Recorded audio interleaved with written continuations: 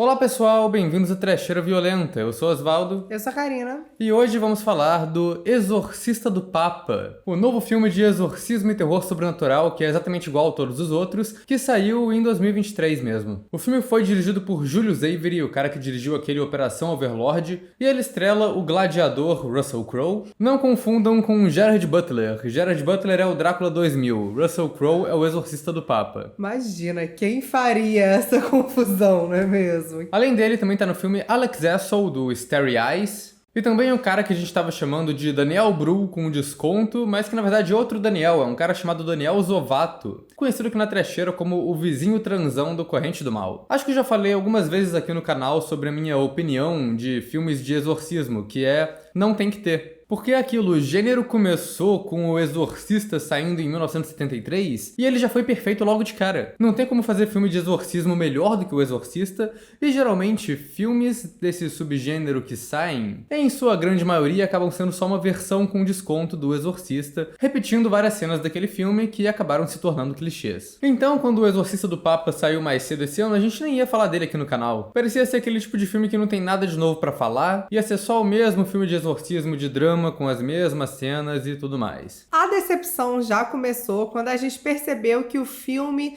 não era o exorcismo do Papa, e sim o exorcista do Papa. Porque se fosse o exorcismo do Papa, a gente pensou, cara, um Papa possuído fazendo umas merda aí. Mas foi só dar uma lida um pouquinho mais atenta no título que a gente percebeu que não, era só mais qualquer filme de exorcismo mesmo. Mas aí então, por que a gente tá falando desse filme? Acontece que eu tava mexendo no Instagram esses dias e apareceu um post sobre Exorcista do Papa, nem lembro da onde, que mostrava algumas cenas do filme. E aí o que eu vi foi isso daqui. E também isso daqui.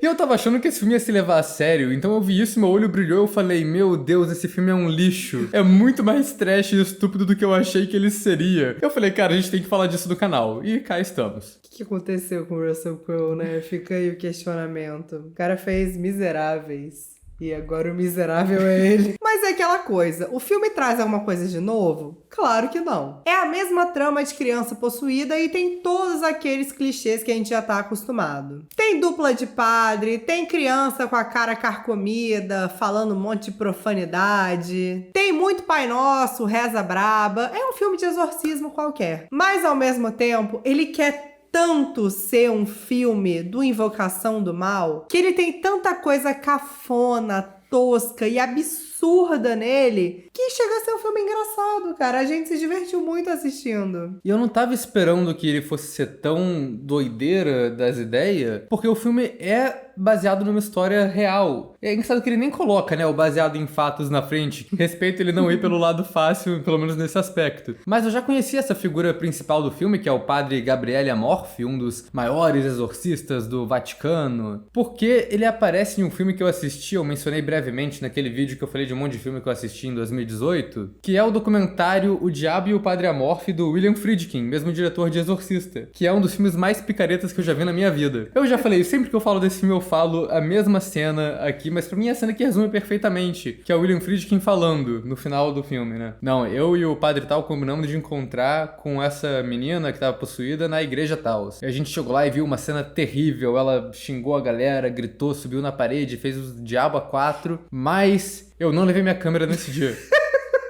I didn't take my camera inside. So this is my memory of what happened. Vai se fuder, você tá fazendo um documentário, tá ligado? Como é que você não leva a câmera? Já aconteceu, já teve esse mesmo diálogo em outro vídeo da trecheira, não lembro qual que era, mas vamos falar aqui de novo, só pra falar dessa porra desse filme do diabo de Padre Amorfi outra vez. Puta que o pariu. Então antes da gente falar mais do Exorcista do Papa, eu vou pedir pra vocês se inscreverem no canal se vocês não forem inscritos ainda. Comentem aí embaixo se vocês assistiram o Exorcista do Papa, o que vocês acharam desse filme. Deixa outras recomendações de filmes pra gente falar aqui no canal também. Acompanhe a gente nas redes sociais, os links estão aí embaixo na descrição do vídeo. Se você gosta do nosso trabalho aqui na trecheira, vire membro. Quando você é membro, além de apoiar a gente, você também ganha acesso a conteúdo exclusivo e pode escolher alguns filmes que a gente vai falar aqui no canal através de votações. E também já vou deixar aqui liberados os spoilers desse filme, porque não só ele é baseado em fatos, a gente sabe que Padre Amorfi morreu em 2016, então ele vai sobreviver ao filme que se passa nos anos 80, como não é uma história que vai te surpreender muito de qualquer jeito, né? Talvez só pelos absurdos mesmo. Então é isso. Vamos à trama. O Exorcista Exorcista do Papa é um filme que se passa na Espanha e o protagonista é esse padre italiano muito famoso. Então, naturalmente, a história é sobre uma família americana que tá cheia de trauma e que herdou um castelo na Espanha. Eu, honestamente, odeio quando isso acontece, cara. E aí eles chegam no castelo que eles herdaram e o filho da família é imediatamente possuído por um demônio. Mas esse demônio não tá muito pra brincadeira, não. Porque ele não quer ser exorcizado por qualquer padre. Ele quer o Padre Amorph, especificamente. Então Russell Crowe, vestido de padre, vai lá pra esse castelinho pra fazer o exorcismo. E aí o filme procede mais ou menos do jeito que a gente acha que ele vai proceder mesmo. Não tem nenhuma surpresa. O mais chocante mesmo é essa mistura esquisita da trama do exorcista com o estilo Invocaverso, que deixa o filme não intencionalmente muito engraçado. Não tem como, né? O filme começa com o Russell Crowe vestido de padre exorcista andando por aí numa lambreta. Olha isso, cara. Isso é cinema. Não tem como um filme que começa com essa imagem ser chato. A lambreta do Padre Amorph é quase o melhor personagem do filme aqui. Eu chamo ela de Padre Amóvel. Mas assim, o Russell Crowe é um cara conhecido por filmes épicos, filmes de ação também. Então é muito peculiar ver ele nesse papel. Porque ele parece ser um cara mais bruto, né, pra fazer um padre. Mas eu acho que ele manda bem aqui. Ele fala quase tudo com um sotaque italiano ali que não chega a ficar caricato. A Lady Gaga tá chorando, não fale isso não. Mas ele não chega a ficar ridículo e nem muito forçado. Acho que ele consegue equilibrar ali o sotaque, o tom de voz na medida certa. E é engraçado que um pouco dessa fama do Russell Crowe acaba entrando no papel, porque o Padre Amorph aqui é meio padre porradeiro. Ele quebra mais de uma porta nesse filme no chute e geralmente em uma tentativa só. Achei brabo. Não, essa cena é uma das cenas do filme que eu mais fiquei envolvida, que é o padre novato incompetente que não consegue virar uma maçaneta e aí ele fala, Padre Amorph, me ajude, pelo amor de Deus, e ele vai na porrada e abre a porta e eu fico, amigo, não precisava do padre do Vaticano pra fazer isso, né? E aí o filme pega um monte de elemento da vida do Padre Amorph e usa pra caracterizar o personagem. Então tem toda uma questão de que ele lutou como resistência na Segunda Guerra Mundial. Mas tem também os elementos mais fantasiosos, tipo uma garota que ele não quis exorcizar porque não era demônio, era um caso de psiquiatria, mas ela se matou antes que a situação pudesse se resolver. E aí isso é um trauma que vai sendo trabalhado ao longo do filme. E é legal porque apesar dele ser uma figura clichê de filme de exorcismo, dele ser o padre, ele é uma figura não convencional, porque ele xinga, ele bebe, ele tem um estilo meio debochado, ele sabe que grande parte desses casos de exorcismo, na verdade, são casos de saúde mental, e ele tenta ali ajudar e fazer a parte dele, e a gente sabe que ele é um personagem clichê, mas o Russell Crowe é um cara muito carismático e ele consegue levar, e a gente aceita, a gente compra. Eu achei o visual do filme legalzinho também.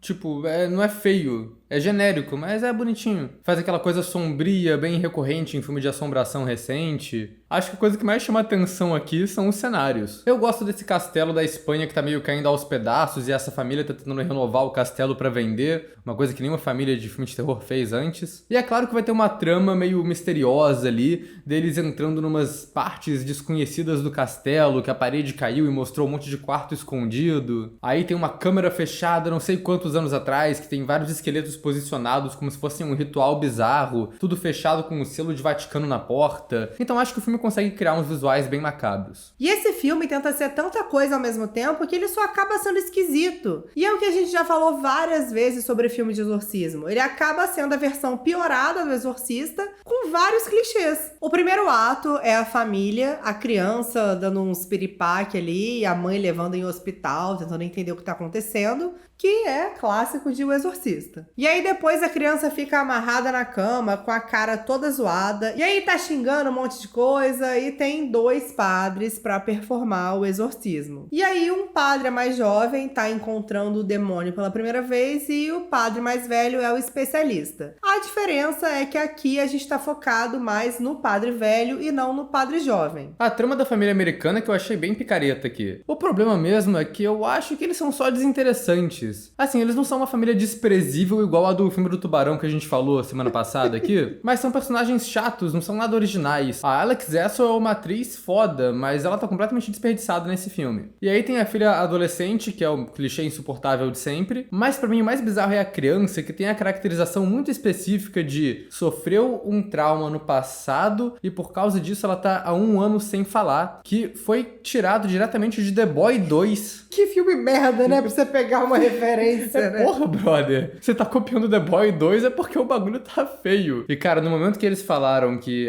ele não fala desde o trauma dele, eu sabia que ia ser acidente de carro que viu o pai morrer. E no final era isso. Tipo, eu falei, porra, porque é a parada mais óbvia possível, tá ligado? Mas, gente, eu preciso falar aqui que o que mais me irritou nesse filme, mas é que eu odiei o ator da criança. Eu achei ele péssimo. E não era porque a maquiagem era horrível, não. Porque a maquiagem é horrível. Ele tá sempre amarelo demais. Falta veia ali, falta camada, falta construção. Mas ele é muito ruinzinho, tadinho. Ele é horrível, eu fiquei com ódio. Não consegui. Aproveitando que a gente tá falando da família americana falando inglês na Espanha, uma coisa que eu achei bem peculiar nesse filme foi a confusão linguística aqui, porque o filme tem várias frases e diálogos ali em italiano e em espanhol, mas a maior parte do filme é em inglês, o que beleza, é um filme americano, mercado interno, etc, faz sentido. Os atores também, né, tipo, não vão colocar o Russell Crowe pra falar italiano o filme inteiro. Só que eu acho que ele não é muito coerente consigo mesmo, porque tem cenas que os personagens começam falando em italiano e trocam pra inglês no meio do diálogo, e é uma liberdade poética ali, fica implícito que eles estão falando italiano a cena inteira, mas eles estão fazendo uma tradução ali na hora, igual o tradutor do Star Trek. Mas aí tem outras cenas que os personagens param tudo pra falar, iremos falar apenas em inglês agora, hein? Tipo quando o Russell Crowe tá sendo questionado por um monte de cardeal no começo, eles fazem questão de falar que a reunião é em inglês. Eu fiquei tipo, cara, por que se eles já estão fazendo a liberdade poética no resto do filme? Mas pra mim o pior é que o demônio tá falando em inglês. O demônio geralmente fala o quê? Fala tipo latim ou sumério ou qualquer língua antiga, bíblica. Mas não, esse demônio aqui é moderninho, cara. Ele fala inglês mesmo, aprendeu escutando Beatles. É isso. Mas eu acho que a maior evidência de que esse filme foi feito pra imitar o Invocaverso é claramente a direção. Isso porque muita coisa é parecida. O movimento da câmera girando quando o menino vai ser possuído é James Wan purinho. E aí tem esses momentos de assombração que o irmão tá se comunicando com a irmã pelas batidas na parede,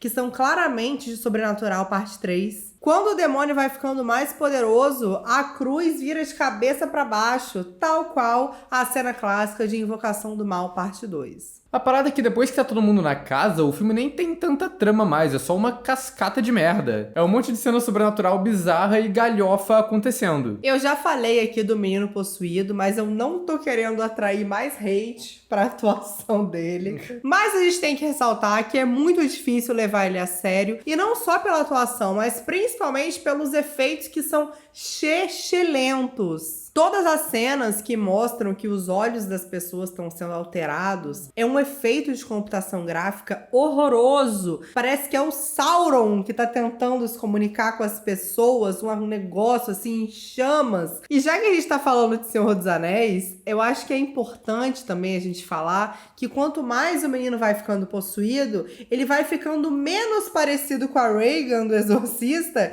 e mais parecido com aqueles orcs excelentes da trilogia do Hobbit, cheio de computação gráfica horrenda na cara. E a voz também não ajuda, porque ela se sobressai muito ali. A criança tá obviamente sendo dublada e fica uma coisa meio desengonçada. E ainda mais peculiar porque eles meteram uma voz conhecida, porque quem faz a voz do Asmodeus aqui é o Ralph Ineson, o pai da bruxa, que já virou ícone do terror já, o cara. Então fica muito mais evidente que aquilo é dublado porque você sabe de quem é aquela voz. Mas eu acho que pela natureza desse filme de ter uma trama que vira só um monte de sequência de coisa aleatória, a gente pode terminar essa review com o bom e velho o que mais tem no filme, que faz tempo que a gente não usa isso aqui no canal. Vamos começar então com as presepadas sobrenaturais que tem no filme. Tem demônio ligando pra casa e passando trote com a voz do pai falecido, esse é um clássico. E aí tem um menino possuído arrancando a orelha do padre na mordida, porque aparentemente ele foi possuído pelo Mike Tyson. Que, aliás, eu me pergunto, por que esse padre chegou tão perto dessa criança, gente? A gente sabe que a criança tá possuída, o que ele foi fazer? Ele foi dar um beijinho de boa noite no tinhoso, cara? Que porra é essa? Tem a primeira cena que o padre novato vai falar com a criança porque ela pede um padre ali, mas ela quer o padre Amorf, não quer o padre vizinho do It Follows. Então ela faz o que qualquer espírito de terror sobrenatural faz hoje em dia. Ela arremessa o padre na parede com um grito telepático. E aí depois disso, quando o padre Amorf chega na casa, a mãe manda um: "Ai, eu não sei porque a igreja tá tão interessada no meu filho." Ô filha da puta! Teu filho arremessou um homem adulto pelo corredor afora só com o poder da voz dele. Tu acha que ele tá o quê? Com gripe? E aí tem os efeitos ótimos que a gente já mencionou, mas que foram o grande estopim pra gente finalmente assistir essa obra. E aí tem a bocarra demoníaca naquela computação gráfica constrangedora. Tem a mãe sendo arremessada num espelho, dando vários mortais pra trás, que é uma coisa que vem do nada, assim, a gente achou muito engraçado realmente. E aí tem a grande revelação do filme, que absolutamente todo mundo já sabia, que é que a adolescente também estava possuída pelo demônio, e aí pra revelar isso, ela começa a contorcer o corpo dela e fazer praticamente uma dancinha de TikTok. E essa cena é toda muito estúpida, porque a mãe tinha acabado de flagrar os dois filhos, igual o demônio do Evil Dead, falando e se movimentando de forma sincronizada. Então meio que todo mundo já sabia que eles estavam possuídos, mas todo mundo escolheu ignorar isso até algumas cenas depois pra revelação ser mais bonita. Tem uma cena que a cama da Alex Zessel tenta engolir ela viva e o padre chega pra tirar ela lá de dentro. Isso meio que só acontece. E tem as cenas de exorcismo mesmo, né, que são um padrão, a coisa mais chata do filme. São os padres rezando enquanto a criança tá ali falando merda, a gente já sabe disso. Mas aí também tem umas subtramas que mais ou menos conectam com a história principal. Porque o Papa é um personagem recorrente no filme do Exorcista do Papa, apesar dele não fazer diferença nenhuma pra trama. Ele é interpretado aqui pelo Franco Nero, que é o cara que fez o Django nos filmes originais lá de faroeste dos anos 60, e os caras fizeram valer o cachê do Franco Nero aqui nesse filme. Porque enquanto a trama principal tá rolando na Espanha, a gente do nada corta pra umas cenas que não conectam com nada que se passam em Roma, que é só o Papa, sei lá, recebendo umas mensagens de Deus, passando mal, falando umas coisas proféticas, enigmáticas, e aí do nada ele cospe um jato de sangue na cara do cardeal mala, e nada disso interfere diretamente na trama principal. E eles até metem um vilão secundário, que é o cardeal jovem burocrata que quer demitir o padre Amorf sem nenhum motivo aparente. E aí no final ele percebe que o Papa tá tendo umas visões, ele entende que o demônio existe mesmo, e aí ele faz o que qualquer pessoa faria, vai tirar umas férias numa ilha, porque, né, não é problema dele, né?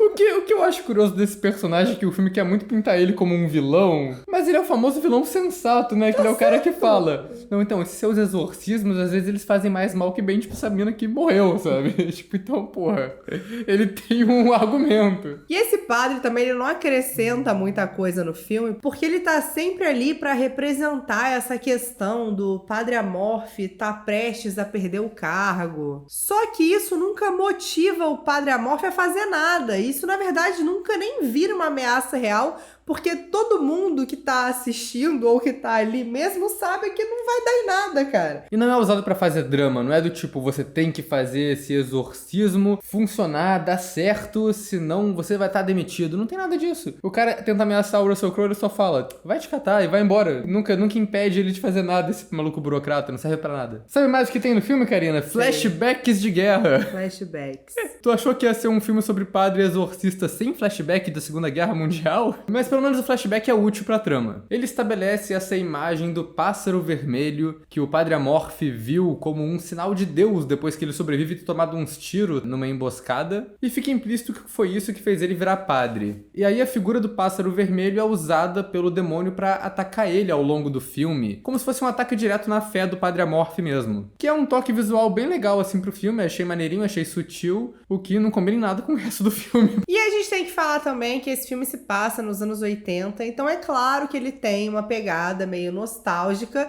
e claro que ele coloca pelo menos umas 4 músicas dos anos 80 ali no começo de uma forma completamente gratuita gratuita.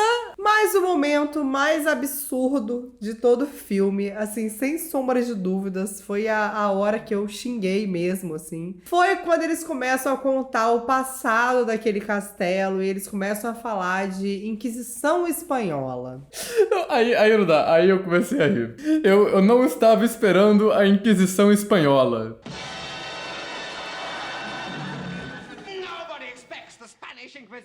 Eu geralmente não gosto de interromper o vídeo pra colocar memes e afins, mas eu vou abrir a exceção pro Monty Python. Tem uma parte legal que é quando eles descobrem o esqueleto do Frei de Orrada, que de acordo com o filme foi o cara que foi o grande responsável pela Inquisição Espanhola. O problema é que o filme fica realmente bizarro quando eles começam a passar pano pra Inquisição, maluco! Mano, o Russell Crowe começa a falar que esse padre da Inquisição foi, tipo, o melhor exorcista que já existiu. E aí eles descobrem que, na verdade, esse padre estava possuído e tudo que a Inquisição fez foi, na verdade, uma obra do demônio. Mas aí foi tão bizarro eles falarem, perseguiu, matou, torturou, mas tava possuidinho, que nessa hora a gente simplesmente começou a rir. A gente falou, cara, não é possível o que tá acontecendo, cara. Os malucos tão metendo um meia-culpa pra Inquisição, cara. Que isso? É o vídeo de desculpa do Twitter, cara. É o equivalente lá do século XV, qualquer porra do, foi mal, tava doidão. Quem me conhece sabe, perdão a todo mundo que pode ter se sentido ofendido. E o pior é que o filme ainda tem um final super elaborado, que tem muita merda acontecendo, e que não dá pra dizer o que é o mais estúpido ali. Primeiro que ele copia o Exorcista de novo, né? Que pra salvar a criança, o Padre Amorfo faz o diabo entrar no próprio corpo. Só que ao invés dele se jogar da janela igual o Padre Carras, ele vira um exorcista possuído com maquiagem de black metal, sai correndo por aí cercado de pássaro igual o Morbius, faz umas bocarras demoníacas, porque nem o Russell Crowe escapou dessas, e quando o Padre Jovem chega lá no porão da Inquisição no final, o Russell Crowe tá sentado, todo malvado, com um cetro, aí ele se levanta de um jeito épico. Eu falei, caraca, maluco, parece uma cena de jogo, parece que vai começar a luta com o chefe agora. Falta só aparecer uma barra de vida. E aí, meus amores, vocês acham que tá ruim?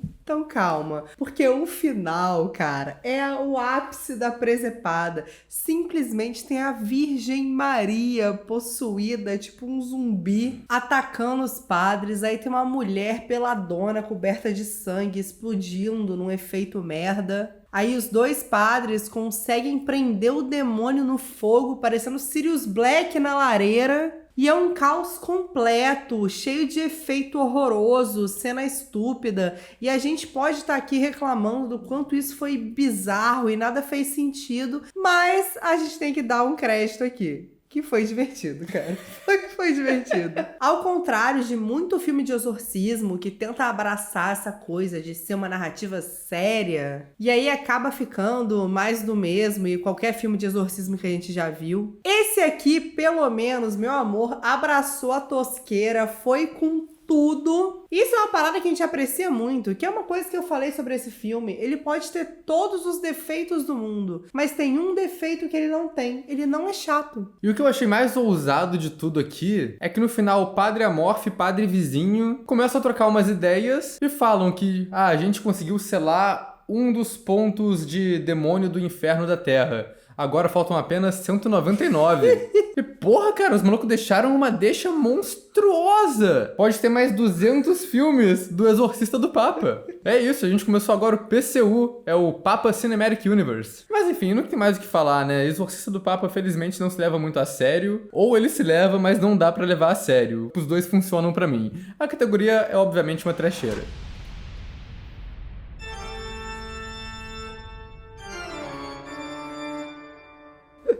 Você não achou esse filme sutil, Osvaldo? Você não achou o menino todo amarelo, com uns cortes horrorosos na cara, falando, vou comer minha mãe, no sutil, pegando no peito da mãe, Você não achou isso sutil? Passada.